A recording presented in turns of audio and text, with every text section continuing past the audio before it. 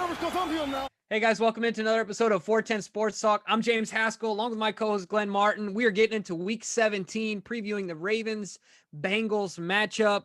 Ladies and gentlemen, it is about that time. Win, and we are in. End of discussion. We're excited to talk about it. But before we dig in a little further, take a quick second. Go ahead and hit that subscribe button. Of course, the playoffs are around the corner, so we will keep you up to date with Ravens news. Turn those notifications on and make sure you are up to date as always.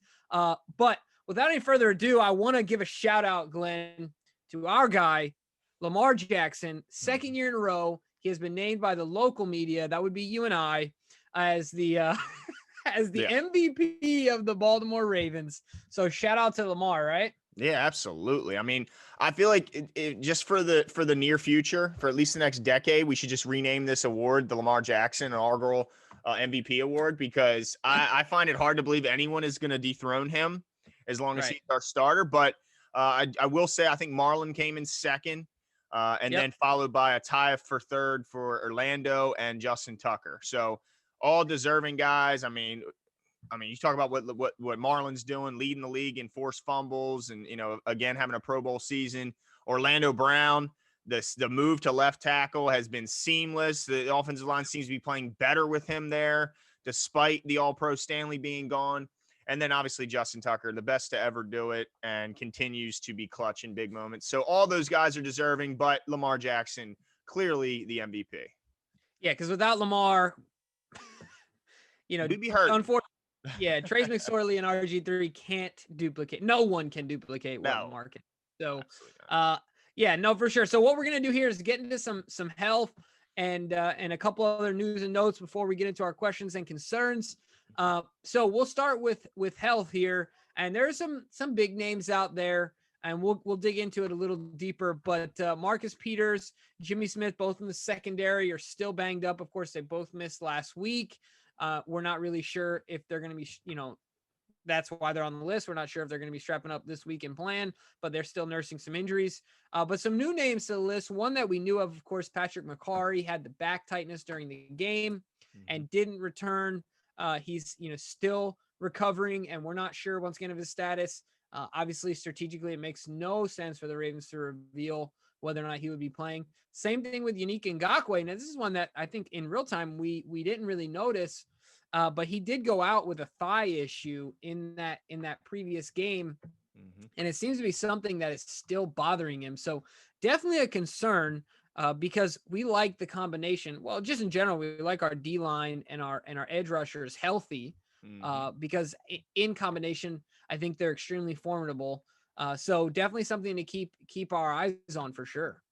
Yeah, it'd be interesting because in this game, I don't know if they're necessarily needed, but certainly when you get into the playoffs, you're going to need your big guys. And Unique, they traded for him. They knew they needed help in that area. So I'm sure the coaches are looking to get him healthy. But the good news is, John said none of these injuries seem to be but season-ending injuries. So that is the good news. We'll see what happens. I think that McCarry is probably the least of the concerns on here for this game because we do have Skura and we do have Colon Castillo if necessary. But definitely want to get these guys healthy. Some other roster moves. I just want to go over some of the protected practice squad guys. We got Eli Wolf, the tight end, is protected. Nick Moore, the long snapper. And then Pierre Desir, the cornerback that we got from the Jets, also protected. So nobody can take them off our practice squad and elevate them to their active roster. They will be Ravens through this week. And a guy who we lost, unfortunately, Geno Stone, a safety we drafted out of Iowa this year, was kind of bouncing back and forth between the practice squad and the active roster. The Ravens waived him again, expecting him to pass through waivers and then be re-signed to the practice squad. However, the Houston Texans had other thoughts. They picked him up off of waivers, signing him to their active squad. So thus ends the Geno Stone time with the Ravens. Kind of, I'm sure it's something the Ravens weren't expecting, but the Texans must like the guy and they must think he be in their plans for the future. Yeah, I guess if you're out of contention, what else are you looking at? And then on top of that, who's even making that call now with the Texans? Is like Deshaun Watson their GM at this point, or like who's doing the you know what I mean? It's It's ridiculous, right? Yeah, Like, I yeah. don't even know who does that anymore in Houston. So hopefully he goes on to do good things. And you know what? Another thing that I think that we failed to mention, of course, Bradley Bozeman is our nominee for Man of the Year from the Ravens. But shout out to the Ravens for being the only team with 2, because Pierre Desir was nominated by the Jets, and then we picked him up. Wow. So shout out to him. We have 2 Men of the Year candidates. So I think And that's some former Man of the Years, especially Calais Thomas yeah, or Calais winners. Campbell. Yeah, exactly. Yeah, So no, for sure. that's pretty cool. I mean, it's always good to get good guys on your team, and it sounds like that's one thing that the Ravens, whether they're drafting or signing a free agent, they certainly look for. You have to be a good teammate and a good person to be a Raven, and It's actually been a knock. It's been a knock against John, right? Like, he's got too many good many guys. good guys. He needs some more dogs and stuff. But I always question that. Like, wait a minute. You can look at Troy Polamalu. How is he? He'd help you up after he smashed you. So Right. I don't know if you necessarily need that many. And I think Marcus Peters is enough dog for the whole squad put together. We filled that quota with just Marcus Peters. And then you throw Judon on top of that. Yeah, there you go. I mean, that's what more do you need? But I want to get into some stats, and I'm going to start with the Bengals. And I'm going to only key, it's kind of interesting. They have a lot of guys playing the quarterback position, but I'm going to key on the one we expect to start, which is Brandon Allen. This season, he has a 69.4 completion percentage for 877 yards with 5 touchdowns and 2 interceptions through the air. So, I mean, those aren't horrendous numbers. He's got a 97 quarterback rating. So this isn't your typical end of the year. They have nothing to play for. These guys are playing for their coach, I guess, and some pride. Their running back, a familiar face, Giovanni Bernard, looks like he's going to be their primary ball carrier. He has 121 attempts for 409 yards on the season. So it averages just 3.4 yards per carry. Not where he wants to be. He does have 3 rushing touchdowns, but he's also a threat in the air. He's got 47 catches for 355 yards and 3 touchdowns through the air. And that's really where I saw when I was watching the Steelers game, that's where they hurt the Steelers. Their running game may not have been necessarily lighting them up, but they were using that extension, that short passing game as an extension of their run game. And that's where Giovanni Bernard had that big touchdown late, seemingly just a short little dump down pass. He was able to make 2 guys miss. Boom, he's in the end zone. So definitely watch out for Giovanni Bernard. He can be a pest. As far as the receiving core, which we know is extremely talented, Boyd leads their team in catches, although I'm not sure of his status. He does have 78 catches for 840 yards and 4 touchdowns. T. Higgins, we know, is going to go. Talented rookie. 67 catches, 908 yards, and 6 touchdowns on the season. So he's looking to get to 1,000. No doubt about that. And then A.J. Green. Although he doesn't look like the old A.J. Green, he's still A.J. freaking Green, and we know what he's done to the Ravens. He has 47 catches for 523 yards and 2 touchdowns on the season. So look, Jimmy, although this team is only a 4-win team, they still got position talent, and they got guys that want to win this game. So we can't just overlook them. Yeah, absolutely. And I know that we'll get into this a little bit, but at the beginning of the season, we ranked position groups throughout the AFC North. And I think I took some flack for saying that they have what I thought was the best and the deepest wide receiver group in the AFC North, because people were referencing the Browns. And of course the Ravens were last, but, and they remain last. But look, like you said, those names are all productive players. Even like you said, AJ is not the AJ of old. Like you said, he's still AJ Green, even though next year he'll be in purple. Yeah, that's just my wish. He might be a Patriot next year. Who knows? That's true. But either way, it's a respected team, and their depth is paying off at this point. T. Higgins is coming on strong, and it makes me a little nervous based on the fact that they have depth at that position, and we are thin at corner right now. So it's something we'll get into in a little bit. But I'm excited to talk about our challenge of the week. I think this is going to be a fun one, and hopefully you guys will participate. And as always, get a shout out on the recap show for getting it correct here. We've mentioned before, but of course Daniel Kunimoto is on a tear right now, so we need you guys to pick it up and knock him off the champions block here. But our challenge is this: who of these 3 Ravens will have the most rushing yards in the game? Not attempts, not touchdowns, strictly yards. So the 3 players are Gus Edwards, J.K. Dobbins, or, as always, our quarterback, Lamar Jackson. So, Glenn, why don't you start us off here? Give us your prediction, and then I'll give you mine. Yeah, let me just set the stage here. On the season, Lamar leads the team with 908 rushing yards. Gus is second with 663, and Dobbins third with 645. So, this is very much a race that could go any direction. Um, Lamar Jackson typically is our leader. Obviously, he has 250 more yards than the other guy, and almost 300 more than Dobbins. But to me, I'm going to go a different direction. I think Gus Edwards leads our team this week. I think that this is, you remember Dobbins got a little banged up in last week's game. So I expect Gus to get the lion's share of the carries as well. And I don't see this as a game where you really want to expose Jackson and run him a ton unless it's absolutely necessary. So to me, I'm just going to play the numbers game and think that Gus ends up leading our team in carries and therefore leads our team in yards, because it seems like he only needs about 8 to 9 carries to get to 80 yards. And I expect him to get double-digit carries in this game. So my vote is for Gus. What do you got? Most efficient runner in NFL history, baby. No, I'm just kidding. But no, I'm gonna take JK here only on volume. I think even though he did get banged up, I think traditionally since they've been a duo, Jake, it's been like 60-40. JK 60, Gus 40 is probably what the breakdown has been. At least it feels like that in my mind. So I think that JK will get a few more carries to put him over the top, and he'll be able to pop one or two. I don't think it will be Lamar, aside from the fact that obviously I don't want him to be exposed. They also have a linebacker in there who knows our system pretty well, and Josh Bynes, who has been playing well under the radar this year. Had a good game against the Steelers, that's for sure. And I watched that one closely, of course. And so that might do a little bit to at least hinder Lamar's running attack. So not that he'll stop it, right? But at least do a little bit to sniff some things out and stop a couple plays that could lower that rushing yard per average that Lamar has, because that's how he gets his yards. It's not attempts, right? It's chunks, the chunk plays that he gets. Yeah. So I'm going with J.K. Dobbins in this one.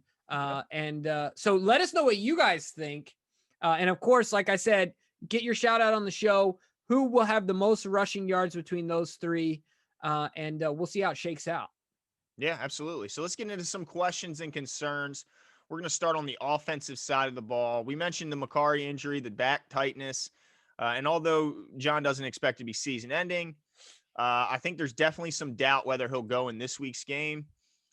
Skura seemed to be okay. He did have I think one shaky snap in that game to start, but seemed to get into a rhythm and was okay after that. What's your level of concern if Macari is forced to miss playing this very motivated, seems like, Bengals team? Yeah, I'm concerned because I was reading an article how while like you said, he had a relatively shaky snap, all of his snaps seem to be landing off to the right, and they just said Lamar's just adjusting to it. So Lamar's just making catches over his right shoulder every single play, and he's so that's concerning for me. We're in the NFL here, guys. Make the snap. You know what I mean? So it'll be interesting to see if Macari doesn't go. Do they keep using Skura as the extra lineman and bring in a guy like Colum Castillo, who at least once again can make the snap and did so pretty consistently? So it'll be interesting to see kind of how that shakes out as well. My concern level is relatively high, only because those plays are drive killers. Those wild snaps are terrible momentum swinging plays, and one or two of them in a game like this, and whatever the records are, we're talking about an AFC North opponent, a division opponent who knows us, who we play often. It's going to be tighter than it normally would be. So yeah, I'm concerned about it. Sounds like I'm a little more concerned about it than you are. Well, I guess if this were the first round of the playoffs, we'd be having a different conversation, because I think you're right. They are drive killing. When that ball gets snapped over his head, typically Lamar jumps on it, but boom, now you just lost 10 yards, and now it's 2nd and 20. And we know how it typically goes when we have 2nd and long, 3rd and long here. For most teams, it just doesn't go well. So yeah, I am concerned, but I also have confidence in Skura putting in the effort, putting in the work, getting that figured out. But if I do think there will be a short leash on Skura. I do think Skura gets the start if Macari's out, but I think obviously Cologne Castillo will be dressed and ready to play, because when he was in there, we didn't notice any of the snapping issues, and we didn't really notice, any interior pass rush that was overwhelming or anything like that. So it's good to know that we do have another option there, and we don't have to, bring Bozeman in, who hasn't played center in a long time, and kind of try and stick him in there. So it's nice to know we have options, but it's going to be something I'll be watching. It's nice to know that they don't have, DJ Reader. Yeah. They don't have Geno Smith. They don't, Atkins. They don't have Atkins. They don't have Dunlap. So it's nice to know that they're not necessarily at full strength on their line as well. But I want to ask you about another question here, because I feel like this game, it's kind of weird. Normally you go into a week 17 game against a 4-win team, they're going to lay over and die. They're already half on vacation. They got all their plans. Their bags packed. But this team, for whatever reason, I don't know if it's they're playing for Zach Taylor, they're playing their best football right now. They're on a 2-game win streak, beating the Steelers and then beating the Texans last week. For whatever reason, these guys are playing their hearts out. So do you have any level of concern that they're going to come in completely loose with the intention of playing spoiler? And then you think about the Ravens, they may be having that same issue they had last year, where they look past an opponent and looking forward to this playoff run. And if they slip up and lose, like, what's your level of concern with that, when it comes to that? I am concerned about this because it's the only thing I'm concerned about with Lamar Jackson. The only thing I'm concerned about. And my level of concern isn't crazy high, but I do get concerned that it seems to be that not every time, I'm not going to say every time, because he's obviously lit it up when there's been expectations, but there are moments when there are expectations of him to play well, that the team, or at least him, well, at least the team, sometimes he does, but the team doesn't play well. Mm-hmm. But when we're playing with house money and we're playing loose and we're making these comebacks and we're clawing to get our way back in the playoffs, is usually when we play the best. Now, the ebbs and flows are not Joe Flacco-esque. So please don't get it twisted here. We're not going to win this game 12-9 and then turn around and beat the Patriots in the playoffs like we used to back in the day, right? When the Browns were a dumpster fire, we'd battle against them and then beat the Patriots by 10 or something. So it's not going to be that, but I do get concerned of this dichotomy between expectations and playing the underdog role. And like you said, that in combination with them playing loose, playing their best with nothing to lose. Right. It does concern me. I think at the end of the day, I'll give you guys my prediction at the end, but it is concerning to me, and it gives me cause to pause, as Stephen A. Smith likes to say. So, Glenn, what do you think? Am I overanalyzing this? Is this something that I shouldn't be too concerned about? I think you're just, a longstanding Ravens fan, and this is typically a game where we sweat this one all the way to the end. But look, this isn't the old Ravens. This is the Lamar Jackson era, and we don't lose games like this. We don't even have these games be questions. Like, this is usually a game where it's hammer time early and throughout. And so I'm going to go into it thinking that that's how it's going to go. I don't feel like they have the horses. I mean, you mentioned Bonds. Yeah, he's a good player, and he may know, the scheme and be familiar with it. But I mean, look, if it's him and Lamar racing to the edge, sorry, Josh, you got no shot. Whether you're in position, your hips are turned, I don't care what it is. You just can't do it. So I just don't think they have the horses defensively to slow down our offense. And I don't think they have the offensive horses to keep up with our scoring on the other side. So yeah, I'm not that concerned, but I can see how this could set up to be some sort of a trap game.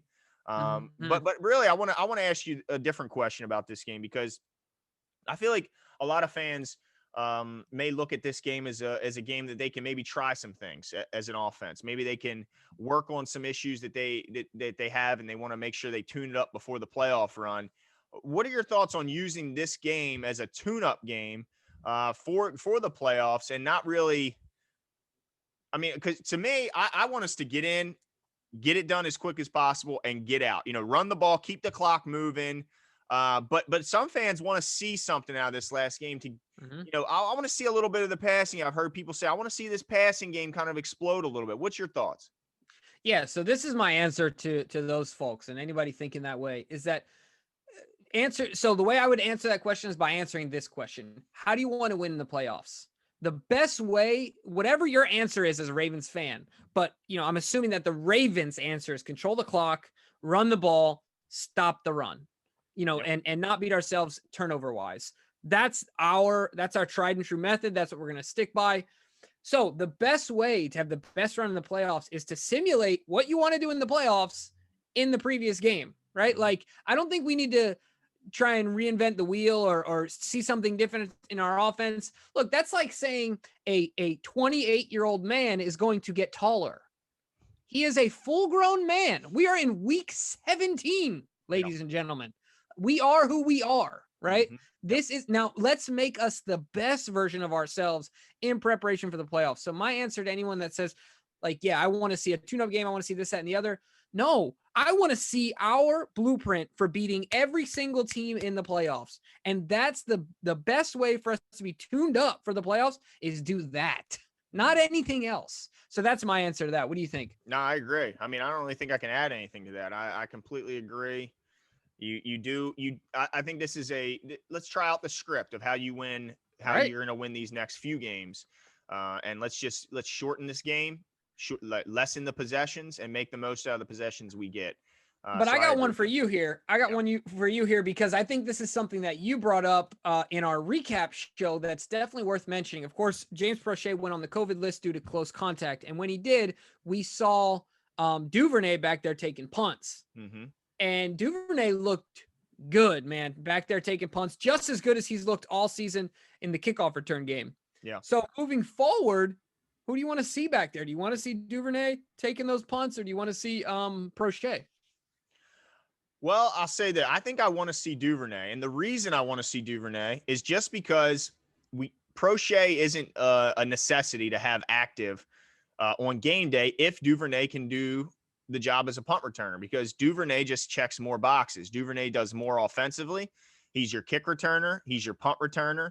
I see him making more plays on special teams as far as coverage units.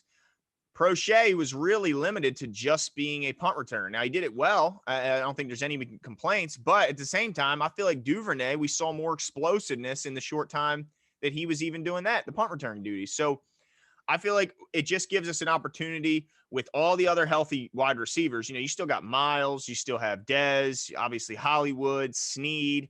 We have plenty of wide receivers, so we don't need Prochet for that. So the only thing we would need him for is just punt return duties. And if I see Duvernay can do the job while also checking all the other boxes that he does, to me, it's a no-brainer. You got to go with Duvernay until he proves he can't do the job, until we see him put the ball on the ground. Because, man, I tell you what, he looked fast. He looked explosive. He looked fearless, which is maybe the most important thing as a punt return. Not to say that Prochet didn't have that, but Duvernay made some guys miss, and it was just exciting because I feel like he was this close. If that punter didn't make a heck of a play on covering his own kick, I think he may have turned that corner and been gone. So I want to see Duvernay until he proves me wrong, or unless there's a rash of injuries. Because remember, Chris Moore is still a wide receiver. I think a lot of people forget he's a wide receiver. We saw him out there. He's making plays on special teams. So I just feel like, what's the need to have Prochet if Duvernay can do the job just as well, or maybe even better?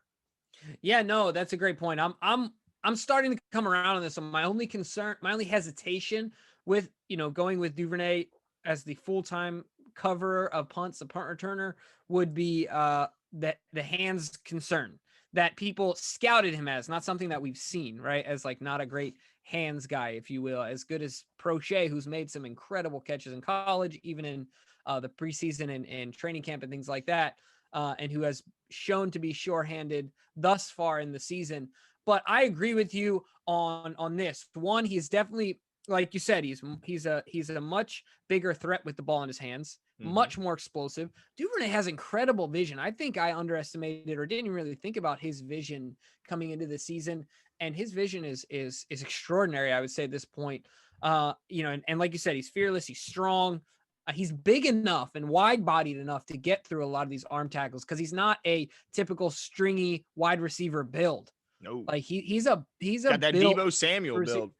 Yeah, and it can't be fun to look at, coming down the field. It's like, geez, a whiz. So, but this is the other thing that you brought up, I think is a great point, is that it saves a roster spot for us to add another whatever it be, a Pierre tight end, a D Desir, lineman, yeah. exactly, a corner, right? So it gives us an opportunity to put in another player at a more valued position that will get more playing time. So strategically, it makes sense. Why not double dip, right? Exactly. Yep. Unless Prochet was doing something, so remarkable Incredible. as a punt returner, which he hasn't been remarkable, but again, we've loved the job Prochet's done. I don't want to minimize that. We loved what he's done. He's caught the damn ball. That's all we ask from a punt returner is catch the ball, and he's certainly done that. And I just want to touch real quick. You're right as far as Prochet's hands being lauded, but remember Duvernay had one drop or no drops in his entire senior season as a receiver and led the nation in targets. So, his hands aren't an issue either.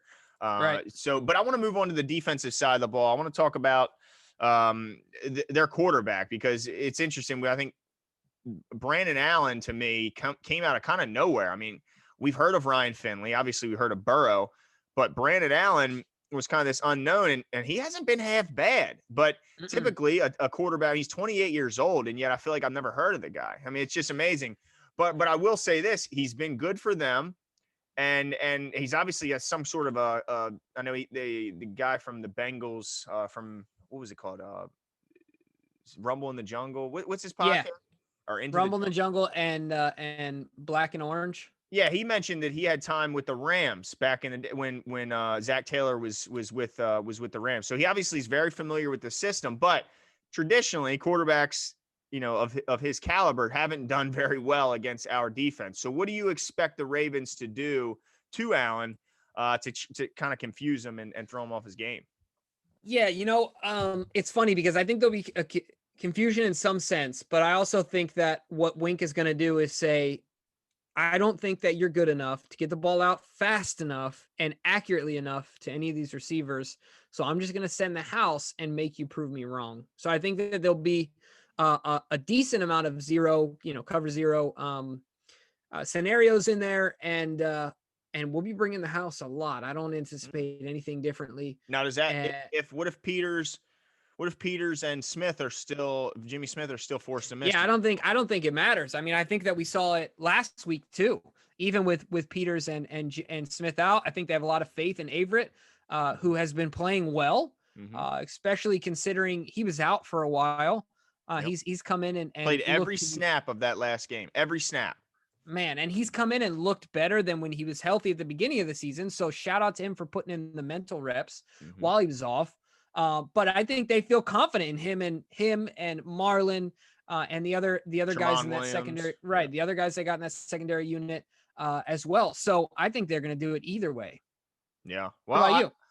I think that they could use I like what Wink has done as of late. He hasn't just been so bullish and sticking to the man blitzes. He's thrown in some zone. I think that we'll just do a good job at keeping him guessing. I love when I see a bunch of guys at the line of scrimmage and they're all standing up and you don't know who's coming, who's dropping. That tends to lead to tip balls and obviously tip balls lead to turnovers. So I think that they'll do a good job of confusing them. I don't know how much they'll zero blitz because they do have a very capable receiving core, and this guy can sling the rock. I mean, he threw for 370 yards last week. And as I mentioned, he has a 70% completion percentage on the season. So this guy can still get the ball down the field. So I would predict that they're going to, I wouldn't want to give him a ton of opportunities for one-on-one matchups with T. Higgins on the outside against Anthony Averett. So I don't want to give them any easy score opportunities is basically what I'm getting at. So if I do see a zero blitz, it better be on 3rd and long where we don't want to give them enough opportunity to get all the way down to the chains. Right. But as far as I have a lot of confidence in Wink. I think Wink's going to be a head coach candidate. And so, yeah, he's going to give Allen some fits. Now, what about this? This is something that we kind of touched on this offensively as far as like a tune-up game goes. But I think that the Ravens were a little strategic with resting some guys and in the Jaguars game. And I think that John, if you asked him that, he would tell you that every team is an NFL team and we take no one lightly. But in the back of his mind, he knows what he's doing, right?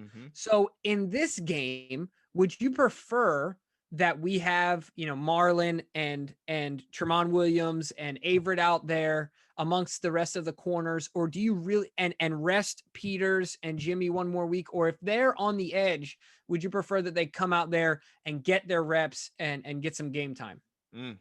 Man, I want them healthy for when it matters most. I mean, I know we need to win this game. This is essentially a playoff game. I mean, there is scenarios in which, um, we could lose and still make the playoffs. And that just let me briefly go through that. If the Browns lose to the Steelers, even if we lose, we still get in. But let's remember the Steelers are starting Mason Rudolph, the red-nosed reindeer, at quarterback. And then if the Colts lose to the Jags, who, by the way, the one of the few Jags wins this season, I think is Yep. their only win this season, is against the Colts in week 1. Yep. So not impossible, although not likely. So even there is an opportunity where the Bengals could still beat the Ravens and we could still make the playoffs. But I don't want to, so I guess my thing is I want to get these guys healthy. So if you're telling me that Marcus was good enough to go last week, but we held him out for precaution, then I'm okay with him going this week. But if not, if this is their first week where you feel good about them health-wise playing, I say give them that extra week and let's see him next week. Because I think you're right. I think Averett played well enough in that last game to be fine, to be able to trust him. I think Tramon Williams has been fine enough. And obviously Marlon is there. So, you can stick Marlon on T. Higgins, and then you just got to kind of double team and help out with an aging A.J. Green. Right. But yeah, I think health is the most, and we're going to get into the keys of the game next. And you're going to see health is of the utmost importance in my mind. Yeah, absolutely. It's honestly a tough one for me though, because I would like to see us get some run. But yeah, health is everything at the end of the day. So like you said, let's get right into keys to the game. Glenn, I'll let you kick it off and give us your offensive key to the game, and then I'll provide mine, and then we'll move over to the defensive side of the ball. Yeah, I'm going to preface both my keys by the first one is going to be stay healthy, because that's really what matters most. You want to come out of this game as healthy as you can be. No big injuries going in the playoffs. That would be obviously devastating. But as far as just offense, you got to play clean. You got to no turnovers and no penalties. I feel like this is a reoccurring theme here. We had another 10 penalty game last week. And this is the only way a bad team beats a really good and well-coached team is with penalties and turnovers. It's just the only way I ever see it happen. So I think as long as the ball doesn't get put on the ground, there's no drive killing penalties. There's no snaps going over Lamar's head that just all those things is go into playing clean. As long as they play clean, they get the job done. What do you got?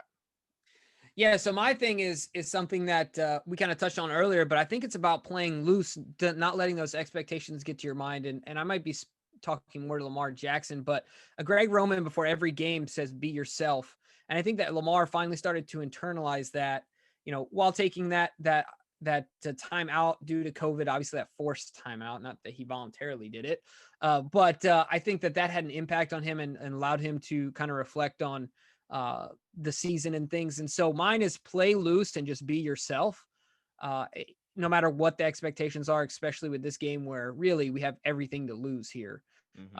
Specifically a playoff berth. So I would say don't change who you are. Play, be yourself is my offensive key to the game. Nothing, specifically strategically, but I think psychologically that switch makes a big difference for old number 8 under center there. So defensively, what is your key, Glenn?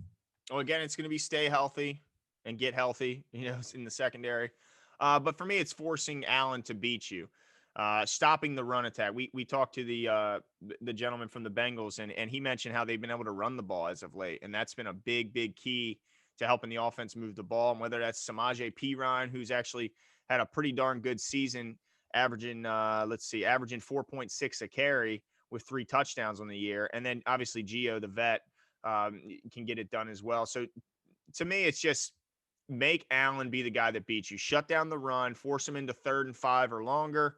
And then I have confidence that the Ravens can stop Allen and force some punts, and that's all they'll need. What do you got defensively? Yeah, so I think I've said this a couple times, but just confuse him. Confuse this quarterback who has limited experience, and make him see ghosts, right? Just make him hitch and second guess himself for a little bit, get some tip balls, get some turnovers, and let's get up on him early. But my thing is just make him a little less confident in what he's seeing. Make him a little less confident in his eyes. So that's my defensive key to the game. Now, for the fun part, ladies and gentlemen, our defensive and offensive big game player predictions. So, Glenn, why don't you kick us off here, man? All right, I'll get a start on the defensive side of the ball. I think you're right when you predict some tip balls. I think that's something we're going to see in this game. We got the big boys back up front. I think there'll be some confusion leading to tip balls, and I think Clark is the recipient and the beneficiary of one of those tip balls. He catches it. I mean, it's rare to see Clark catch a ball because this guy, there's a reason he was stuck on defense early on in his career. This guy does not have the best of hands, but he will catch it if it's lobbed up and gifted to him. So for me, that Chuck Clark gets a tip ball interception. What do you got?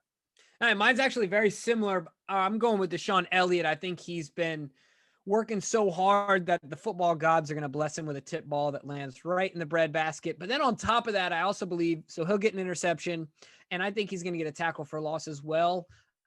Could be in the form of a sack, but certainly will get a tackle for loss in this game. I think Wink will dial up a couple blitzes for him to go in there and to do his thing that we've been seeing him do all season. All right. Well, offensively, I kind of teased this a little earlier. I think Big Gus is still rolling. I think he gets 85 plus yards. But more importantly, I think he gets 2 touchdowns. And this guy was somebody where I think we're going to lean on. I think he could go over 100, but he certainly goes over 85.